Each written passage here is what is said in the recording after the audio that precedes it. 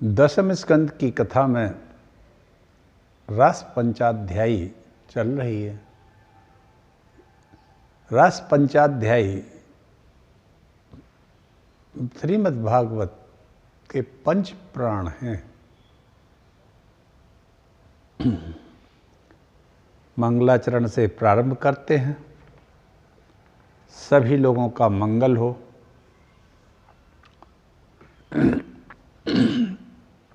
ओम नमो भगवते वासुदेवाय नमः। रासमंडलेश्वराय श्री कृष्णाय नमः। नित्यं भागवतं यस्तु पुराणं पठते नरः प्रत्यक्षरं भवेत् तस्य कपिलादानजं फलम्। यः पठेत प्रियतो नित्यं श्लोकं भागवतं सुत 18 पुराणानां फलमाप्नोति मानवः। ओम पूर्णमदः पूर्णमिदं पूर्णात् पूर्णमुदच्यते पूर्णस्य पूर्णमादाय पूर्णमेवावशिष्यते।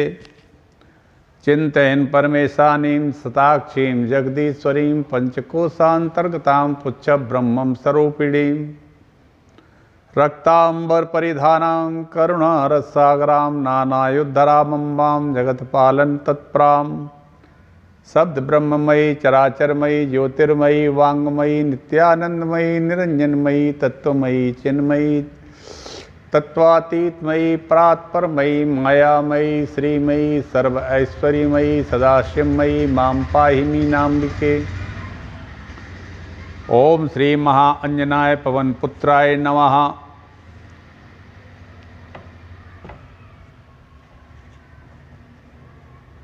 प्रहलाद, नारद, पाराशर, पुंडरीक, व्यास, अम्बरीश, सुख, सौनक, भीष्म, दाल्य, प्यमान, रुक्मांगदार्जुन, वशिष्ठ, विभीषणादीनि पुण्यानि नमानि परम भगवान नमामि।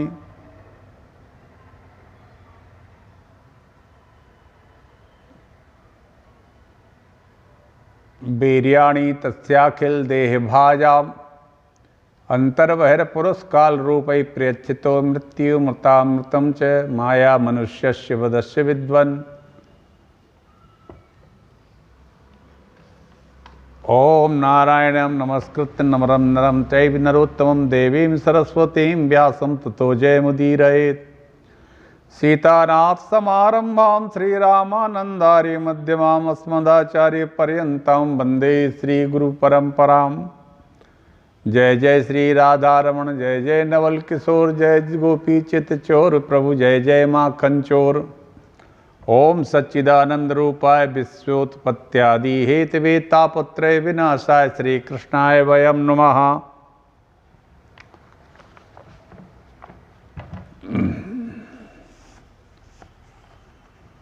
जब प्रभु ने अच्छी तरह से परीक्षण करके देख लिया कि गर्मियों में आप घड़ा खरीदने जाते हैं तो 10 रुपए का मटका 10 बार ठोक ठोक कर देखते कि पक्का है या कहीं फूटा ना हो, टूटा ना हो, छिद्र ना हो और टेढ़ा मेढ़ा भी ना हो। हर प्रकार से जब मन संतुष्ट हो जाता है तब हम 10 रुपए का मटका लेते हैं, खरीदते हैं। तो ब्रजबामाओं को अपने अलौकिक दिव्य प्रेम का रस प्रदान करना चाहते हैं प्रभु। उन ब्रजबामाओं को भी तो जरा परीक्षण करके देखेंगे। प्राइमरी के छात्र परीक्षा में कई बार फर्क नहीं पड़ता।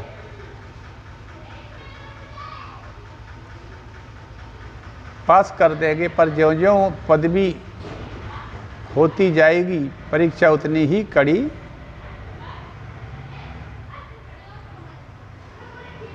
होती जाएगी। तो भगवान के निकटतम पहुंचकर ब्रजबामाओं को उस दिव्य रस की प्राप्ति होने जा रही है जो भगवान परीक्षण कर रहे हैं। संसार का कोई प्राकृत रस तो इनके अंदर है नहीं। संसार की किसी वस्तु में इन ब्रजबामाओं की, गोपियों में कोई आसक्ति नहीं है। आदमी बहस करते हैं ईश्वर है, कहाँ है, कैसा है, और कुछ तो भी कुतर्क करते रहते हैं। सत्य तो यह है कि वो तर्क और कुतर्क अपने ही विषयों में करें तो ज़्यादा अच्छा है। क्योंकि वो जिसमें रमे हुए हैं उनको उसी का तर्क करना चाहिए। ये तर्क से थोड़ा परे है, जहाँ बड़े बड़े ऋषि मुनि भी रसास्वादन नहीं कर पाते भगवान के दिव्य रस का, उस परमानंद का, उस परम उन्नत अवस्था का, तो हमने जैसे छोटे तुच्छ प्राणी क्या कर पाएंगे। तो भगवान ने इन ब्रजबामाओं को परीक्षण किया। संसार का कोई प्राकृत रस इनके अंदर नहीं था, संसार की किसी वस्तु की आसक्ति तो इनमें बिल्कुल भी नहीं है। पर गोपियों ने जब इस प्रकार से अपनी परीक्षा दी और कहा महाराज आपके लिए हम सब कुछ त्याग करा गए, कोई प्रलोभन अब हमें आपसे अलग नहीं कर सकता। आप सोचते हो कि हमें आप कोई प्रलोभन दें, कोई संसार की औपचारिकता से हमें सिखाएं कि ऐसा करो, घर जाओ, पति की सेवा करो, सास की सेवा करो, घर का काम करो, पैसे धंधे में को देखो, इनकी हमें ज़रूरत नहीं है। हम इनको सबको त्याग कर आए हैं। और या ये कहे कि हमें इनसे कोई मतलब ही नहीं है, कभी ना रहा है। हमें मतलब है तो हे गोविंद केवल आपसे है, मन और प्राण तो सब आप हैं। कितनी ऊंची भक्ति थी इन गोपियों की। यथार्थ में ये गोपियां नहीं थी, ये दंडकारण्य के घोर तपस्वी महात्मा थे जो त्रेता में भगवान राम से उनकी भक्ति लेने को आए थे। तब उन्होंने कहा था कि ब्रज में तुम सब गोपियां बन के हमारे उस परमानंद को प्राप्त हो गए जो संभव नहीं है सामान्य महात्माओं को या तपस्या से भी। तो गोपियां कहती है आप स्वयं भी हमें अपने से अलग नहीं कर सकते। तब भगवान प्रसन्न हो गए, परीक्षा में पास हो गई। आत्मा रामो अप्यरीरमत, अब वह आत्मा राम प्रभु ब्रजबामाओं के साथ विहार करने लगे। जैसे ही गोपियों के साथ भगवान ने उनका मनोरथ पूर्ण करने के लिए ताता थैया करके थिरकना प्रारंभ किया, गोपियों के आनंद का तो पारावार ही नहीं रहा। भगवान 7 वर्ष के, देखो तो बंदेहु बाल रूप सोई राम। गोसाई जी ने तो इतना लिखा है कि अगुण और सगुण दोनों से ऊपर है बाल रूप भगवान का, इसलिए उनने बाल रूप की ही वंदना सबसे ज्यादा की। और बाल रूप राम जी की भी, कि यहाँ कृष्ण चरित्र भी बाल रूप से ही भरा पड़ा है पूरा। और वही भक्ति का परम उत्कर्ष, परमोन्नत स्वरूप है प्रभु का और उनकी लीलाओं का। तो ताता थैया करके गोपियों के आनंद का पारावार नहीं रहा। नाचते हुए नटनागर को देखकर गोपियां को भ्रम हो गया कि देखो देखो ये कृष्ण हमारे इशारे पर कैसे नाच रहे हैं। और यह भ्रम उनने सबने पाल लिया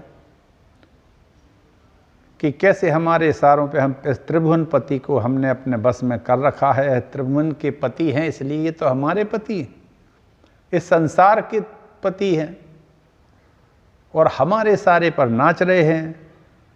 बहु प्रसार परिरंभ कराल कोरुनी विस्तनाल भवन वर्ण खाग्रपात ही श्वेल्यावलोकस्तैर्ब्रज सुंदरीणाम उत्तम भयनुरतिपतिम रमयांचकारा।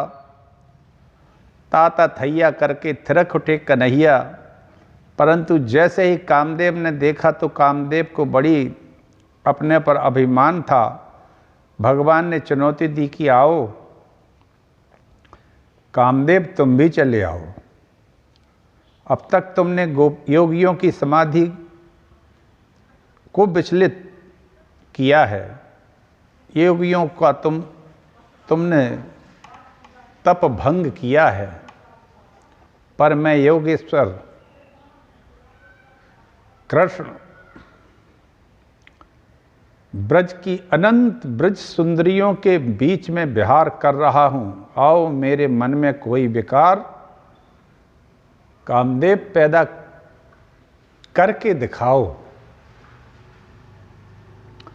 कामदेव ने सारे बाण चला दिए। वशीकरण, उच्चाटन, सम्मोहन, स्तंभन, उद्दीपन आदि 5 प्राणों का प्रयोग करके देख लिया, पर रतिपति कामदेव को पकड़कर भगवान ने ऊपर लटका दिया। उत ऊर्ध्वस्तम स्तंभयन, काम को स्तंभित करके भगवान ने ब्रजबामाओं के साथ विहार किया। कामदेव भी लज्जित होकर चरणों में गिर गया और भगवान को आज कामदेव ने अच्युत नाम दे दिया। अच्युत का मतलब है जो अपनी स्थिति से च्युत ना हो, कभी गिरे नहीं। जिस ऊंची स्थिति अवस्था को वो प्राप्त है वहां से च्युत ना हो, गिरे नहीं, उसको अच्युत कहते हैं। ऐसे भगवान श्री हरि के अलावा और कौन हो सकता है। कामदेव ने उसी समय कहा, हे अच्युत, हम आपके चरणों के शरण हैं।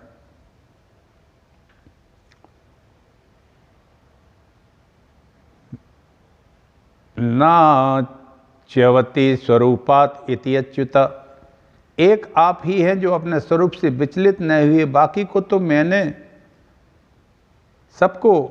सबको नचा रखा है, नचा दिया है। आपके अतिरिक्त कोई नहीं बचा। काम का अभिमान गल गया। वहीं कामदेव अपराजित होकर भगवान श्री कृष्ण के द्वारिका में आकर उनका पुत्र प्रद्युम्न बना, परंतु नाचते हुए श्री माधव का ब्रजबामाओं में ने दर्शन किया तो उनमें सौंदर्य का अभिमान जाग गया।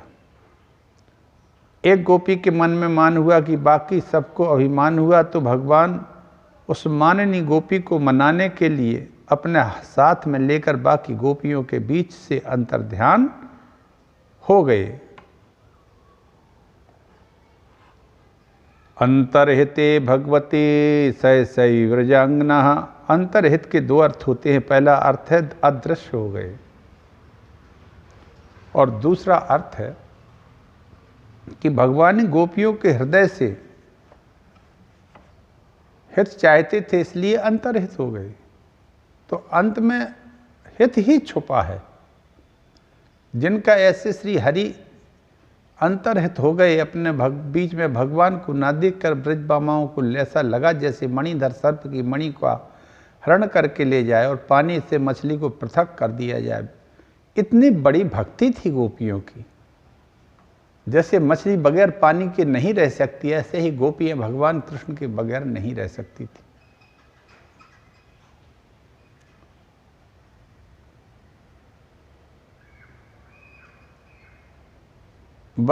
छटपटा उठी, अपने प्यारे को ढूंढने के लिए चारों ओर दौड़ने भागने लगी। अपनी विशाल शाखाओं को चारों तरफ से फैलाकर, देखो हमारे प्राणदम प्रियतम कहाँ गए हैं, बरगद से बोली। वृक्षों से भला क्या उत्तर मिलता। गोपियाँ आपस में बोली, देखो तो कितना निष्ठुर है। आखिर ये पुरुष जाति की स्त्री हृदय की व्यथा को ये क्या समझेंगे, छोड़ो इनसे बात करना। तुलसी से बात करने लगी, बहन तुलसी, तू तो हमारे प्रिय से बहुत प्रेम करती है, तेरे बिना वे भोजन भी नहीं करते हैं। बहन जल्दी बता, तेरा नाम तो तुलसी है। तुना विष्णुना लसती शोभने, तेरी तो शोभा ही हमारे गोविंद के पाद पद्मों में होती है। जल्दी बोल। अचानक हवा का झोंका आया और तुलसी का पौधा हिल गया। एक गोपी बोली, सिर हिलाकर कह रही है, मैं नहीं बताऊंगी। तो तुलसी को भी खरी खरी सुना दी।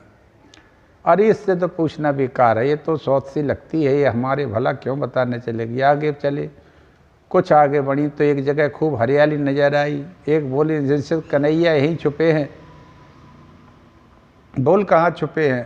तेरी पुलकावली बता रही है कि तेरे पास यहीं कहीं छुपे हैं। तेरा अंग अंग रोमांचित हो रहा है, मानो पृथ्वी ने कहा, देवियों ये तुम्हारा भ्रम है। ये जो हरियाली तुम देख रही हो, ये तो तुम्हारे कृष्ण के जन्म से पहले की है। वो गोपियाँ बोली, नहीं, ये हम मानने को तैयार नहीं। हमारे प्यारे का संग अंग हुए बिना तो इतनी रोमांच कंटकित हो ही नहीं सकती। हाँ, ये बात और है कि श्री कृष्ण रूप में ना सही तो अब हमारे प्यारे बामन बनकर तुझे नाप रहे थे।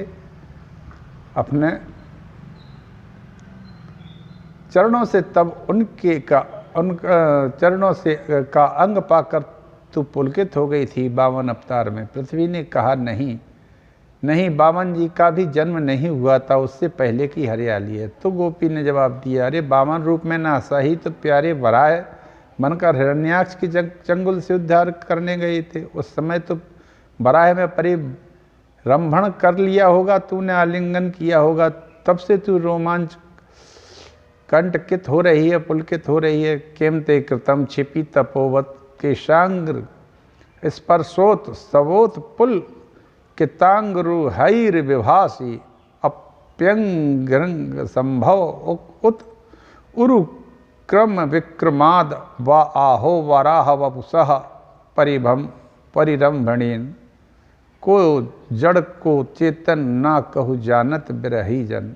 प्रेमी ब्रही का बोध नहीं रहता है कि मैं किससे बात कर रहा हूँ। गोपियाँ गोविंद का पता सबसे पूछती हुई उन्मत्त विचरण कर रही थीं। इतना सब ढूंढने पर जब गोविंद नहीं मिले तब गोपियों से फिर युक्ति से काम लिया।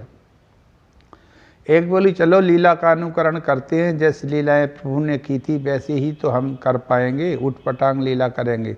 तो वे हाथ पकड़कर जरूर कहेंगे कि ऐसे नहीं, ऐसे पकड़ो, ये गलत लीला मत करो। ये ठीक है। तब भी एक गोपी यशोदा मैया बन गई, एक गोपी कृष्ण कन्हैया बन गए। एक गोपी पूतना बन गई और एक कृष्ण गोपी ने पूतना बनी गोपी को मारने का अभिनय किया। गोपियां जब तालियां बजाने लगीं, पूतना मर गई, पूतना मर गई, तब माधव नहीं आए। पर माधव नहीं आए। एक गोपी अपनी चुनरी को आकाश मुड़ाकर कहती है, ब्रजवासियों मत घबराओ, मैंने गोवर्धन पर्वत उठा लिया है, ये इंद्र तुम्हारा कुछ नहीं बिगाड़ेगा। माँ वैष्टवातर वर्षाभ्याम तत्प्राणम विहितम मया। माधव फिर भी नहीं आए। सारी लीलाओं का अनुकरण कर लिए। एक गोपी तो कृष्ण बनकर इतनी तन्मय हो गई कि कहती है, कृष्णो अहम कृष्णो अहम कृष्णो अहम पश्यत गतिम। देखो देखो मेरी चाल देखो, मैं ही कृष्ण हूँ। ब्रह्म चिंतन करते करते बड़े बड़े सिद्ध महंत सो अहम की सत्ता में स्थित हो जाते हैं। आज गोपियों को भी कृष्णाद्वैत प्राप्त हो गया। इतने पर भी प्रभु नहीं आए तो गोपियां अन्वेषण करती जा रही हैं। एक गोपी बोली, सखी देखो ये चरण चिन्ह दिखाई दे रहे हैं, मतलब इसी रास्ते गए। आगे बढ़ी तो कुछ फूल बिखरे थे। सखी हमारे चरण चिन्हों को दिखा रहे हैं, इसका मतलब हम अकेले नहीं है, कोई उनके साथ है। ये कौन है? अकेली कृष्ण। श्री कृष्ण को अपने साथ लेकर चली गई। अरे सखी देख देख देख, यह हमारे प्यारे कृष्ण के बहुत गड़े मालूम पड़ रहे हैं। इसका मतलब उसे कंधे पर बैठाया है और ये फूल टूटे हैं। ओह, समझ में आ गई, यहाँ यह फूल चुन चुन कर उनका श्रृंगार किया होगा। केश प्रसादनम त्वत्र कामिना कृतम तानि चोड़ीयता कांतामुपविष्टविहं ध्रुवम। अन्या आराधितो नूनम भगवान हरीश्वर। अब तो स्पृहा होने लगी उस गोपी के मन में कि वह कौन है जो उनके साथ। यहाँ पर सुखदेव ने नाम स्पष्ट नहीं किया कि वह एक गोपी कौन थी, पर संतों की मान्यता वह कोई नहीं बल्कि साक्षात राधा माता थी, राधा रानी थी। पर सुखदेव जी ने नाम नहीं लिया। कुछ संतों ने इसको इष्ट देवी है भगवती राशेश्वरी राधा रानी। सिर्फ सुखदेव जी इतने रसिक संत हैं कि राधा नामोच्चारण मात्र से ही 6 महीने की समाधि लग जाती है। और परीक्षित को कथा सुनाते सुनाते सुखदेव जी सावधान है कि कहीं है ऐसा ना हो कि राधे कहते ही हम 6 महीने की समाधि में चले जाएं और ये बेचारे 7 दिन के मेहमान हैं। परीक्षित लटके ही रह जाए, इसलिए सजग सावधान होकर कथा सुना रहे हैं। वक्ता को अपनी मन स्थिति का पता रहता है, वह जानता है कि किस प्रसंग से मैं अतिशय भावुक हो सकता हूँ। तो सब जब उसे पता लगता है कि मैं बहुत ज़्यादा भावुक हो जाऊँगा तो वह प्रसंग को थोड़ा दाएं बाएं करके निकल जाता है, उसकी बहुत गहराई में नहीं जाता है। क्योंकि यदि वक्ता डूब गया तो श्रोता फिर बैठे रह जाएंगे और कथा कैसे कह पाएगा।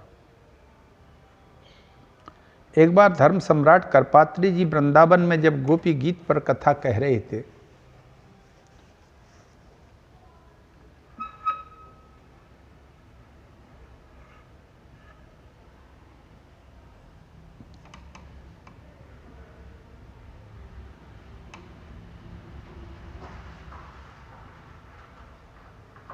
तो उन्होंने गोपी गीत का प्रथम श्लोक बोला और उस श्लोक के भाव में ऐसे डूब गई कि श्लोक बोलने के बाद एक शब्द की भी व्याख्या नहीं कर सके।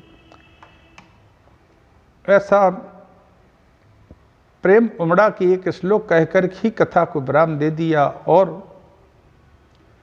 उस दिन कथा ही नहीं कह सके। सुखदेव जी जानते थे कि रासेश्वरी के प्रेम में मेरी क्या स्थिति होगी। यदि वह स्थिति हो गई तो परीक्षित को कथा कौन सुनाएगा, इसलिए रासेश्वरी का नाम लेते नहीं हैं। स्पष्ट राधा न कहकर अन्य शब्दों के द्वारा जैसे जहां जो गोपी साथ में आई है वह चलते चलते बोली, प्यारे मैं अब चलते चलते बहुत थक गई हूं, अब आगे नहीं चला जाता।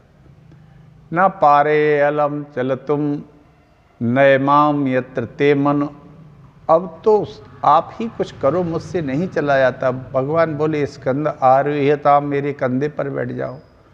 किशोरी जी ने कंधे पर बैठने लिए कदम उठाया तो भगवान वहाँ से भी अंतर ध्यान हो गए। सुखदेव जी यहाँ पर कहते हैं, सा बधूरन बत तप्यत, सा बधूरन बत तप्यत, वह बधू भी एकदम संतप्त होकर ब्रह में मूर्छित होकर गिर पड़ी। अब बधू कहकर यह संकेत दिया, अन्य शब्दों से वर्णन कर रहे हैं पर राधा नाम नहीं ले रहे। क्यों? जो वस्तु जितनी कीमती होती है उसे उतना ही संभाल कर रखा जाता है। घर में बहुत बढ़िया कोठी बनाओ, दिखाओ, पर ये किसी को नहीं बताएं कि हमारी तिजोरी है, इसमें ऐसे चाबी फिट होती है, चाबी यहाँ रखते हैं, इतना इसमें माल है, ये नहीं बताता है कोई। अरे ये तो बहुत अंतरंग लोग होते हैं, उन्हीं को बताया जाता है, हर किसी को थोड़ी दिखाते फिरते। उसी प्रकार इस भागवत भवन में राधा तत्व के रत्न को सुखदेव जी महाराज ने शब्दों की तिजोरी में इतना छुपा कर रखा है कि जो भगवान के परम वैष्णव अनन्य रसिक हैं वह तो उस तिजोरी को खोल कर उस रत्न को देख सकते हैं, अन्यथा ये रत्न हर किसी की आंखों के सामने नहीं आने वाला, पर किसी को दिखाया जाता है। अन्वेषण करती तो गोपियां आ रही थीं, उन्होंने अब किशोरी जी की वह अवस्था देखी तो अस्पृहा समाप्त हो गई। उस ब्रज गोपी की व्यथा को देख सककर गोपियां उसके ब्रह में उसके साथ देती हैं। वापस यमुना तट पर आ गई। यमुना तट पर आकर गोपियों के ने बड़ा ही मधुर गीत गाया और कहा, बहन इस गीत को सुनकर भी गोविंद नहीं आए तो अब हम यमुना जी के जल में अपना विसर्जन कर देंगे। ये गीत श्रीमद् भागवत का सबसे सुंदर गीत है। यह गीत कनक मंजरी छंद में है और इस गीत का नाम है गोपी गीत। इस गोपी गीत का प्रवचन कल करूँगा। आज कथा को यहीं विराम देता हूँ। सबका मंगल हो, सबके भगवान हृदय में अपनी भक्ति दें, सब लोग प्रसन्न रहें। हे यशोदा के लाल हमें दर्शन दो, दर्शन दे दो हमें दर्शन दे दो। हे ब्रज के गोपाल हमें दर्शन दे दो। हे जग के तारानहार हमें दर्शन दे दो। हे भक्तन के प्रतिपाल हमें दर्शन दे दो। हे हा नाथ रमण प्रेष्ठ क्वसी क्वासी महाभुज दास्यास्ते कृपणाया मे सखे दर्शय सन्निध।